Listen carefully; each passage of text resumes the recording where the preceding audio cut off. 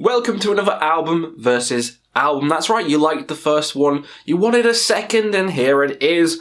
I've separated 2 stacks of CDs from my collection, shuffled them around, and we're going to see which one is going to win out of the pair. So you guys do it at home as well. It's fun. Shuffle your CDs around, make 2 random piles, and pit them up against each other. No further ado, let's get straight into it with the first pairing. Battle of the Black and Whites. Sigh's Scorn Defeat versus Immortal's Pure Holocaust. We had Immortal last time as well, didn't we? This is an interesting one. I know where I'm going to go straight away. Now, I love Pure Holocaust. I think it's a great classic black metal album. The sophomore album, it's Unsilent Storms in the North Abyss is just... how good is that song? Classic. But I like this. Sigh has just got this doomier edge to the music, and I love the debut. It's so... I don't want to say raw, but in the terms of Sigh's discography, it's an outlier. It doesn't really sound like a lot of the others. Maybe Infidel Art, but I got the shirt of this one. I love this one. It's going to suck never hearing Unsilent Storms in the North Abyss ever again, because whenever you pick one, you can never listen to the other again. So that goes in the bad pile. But I get to keep Sigh. Scorn Defeat. I love this album. The whole album. Listening to it in full is just such an experience. Love this Japanese band, and this album's one of the best. So, yeah, there you go. Sigh wins that round. Next up, boom! Oh no. Oh dear, can you see these? We've got Kaladan Brood's Echoes of Battle. You can see my mic. You can't see the album cover. Kaladan Brood's Echoes of Battle versus Nemesis Divina. I always used to say Divinia. Nemesis Divina by Satyricon. This is really hard. This is an absolute classic. Mother North, especially, excuse me, never hearing that again would be painful. But then, City of Azure Fire? Ooh, this is an absolute classic. I've got Summoning from the last pick, though, so I'm almost tempted to go Satyricon on this, because although this is a one-and-done album, there's no other albums by this band, where there is other Satyricon albums. I got Shadow Throne, I got Dark Medieval Times, so really, I should keep this, but then I never get to hear Mother North again. Oh, this is ridiculous. I'm keeping Kaladan Brood. I'm sorry. Wow, I'm getting rid of all the classics. I'm going hipster picks. What the fuck? Next up, boom! Windir's 1184 and Celtic Frost to Megatherion. This is an easier one for me. I'm much more of a Windir fan. I like To Megatherion. I think it's one of Celtic Frost's best albums. It's dark, it's evil. Tom G. Warrior sounds great, but I prefer Morbid Tales, so I'm fine never hearing this again. But then Circle of Tyrants, never hearing that again. But then I've got Opeth who do a cover. I get slammed by everyone. Don't care. That's another classic down. That one, whatever.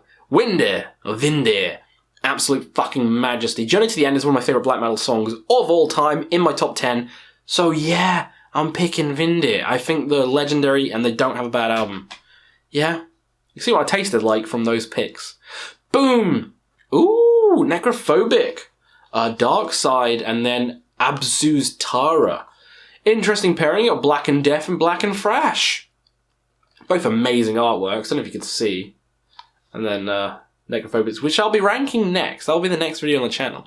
I love both these albums. This is very furious, very dark, heavy, fairly short album, but, rambunctious. I like it. Tara, technical, interesting, progressive almost, with those crazy high shrieks Prescriptor does. This is a hard one. I love both of these albums, but I feel like I have... Necrophobic is very consistent. So, sorry, I'm getting rid of you and keeping Tara, because Tara's just a gem within the discography. Nothing sounds like this. Nothing ever will. Unique. My favourite Son of Tifrith, but Tara's very close. Alright, boom! Oh, fuck off. Hampstead versus Under the Sign of the Black Mark. I love Hampstead. Like, I love Hampstead. Ah, no.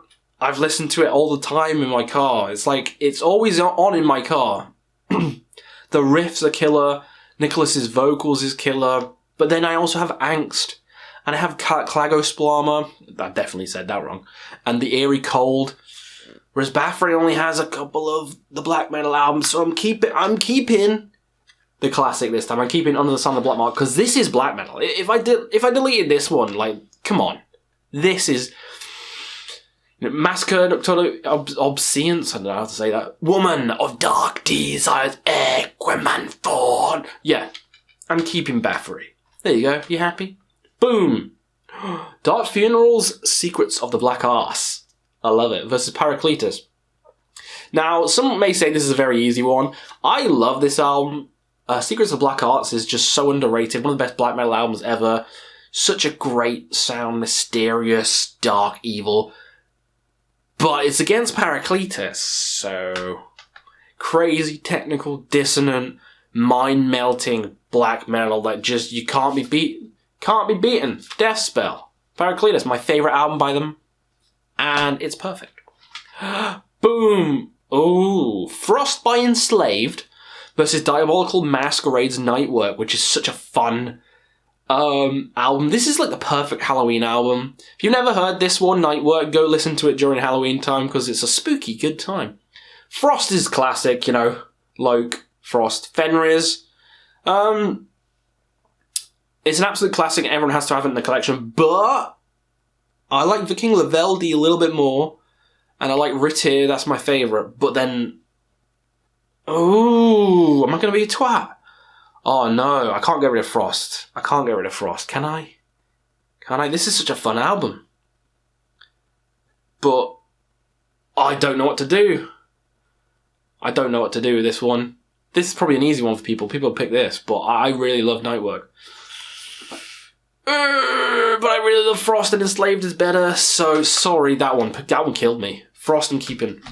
I hate this game. Next up. I hate this game even more.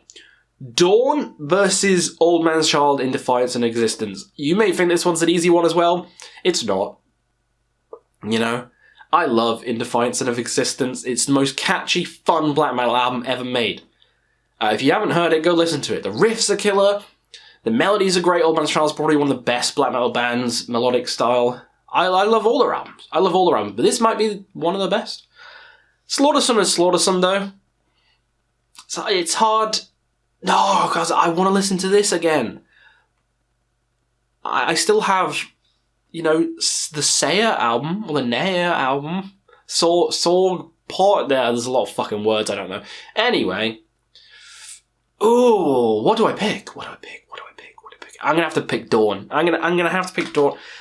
Because at least I've got Pagan Prosperity, Ill-Natured Spiritual Invasion, all that crap. Sorry, that one killed me.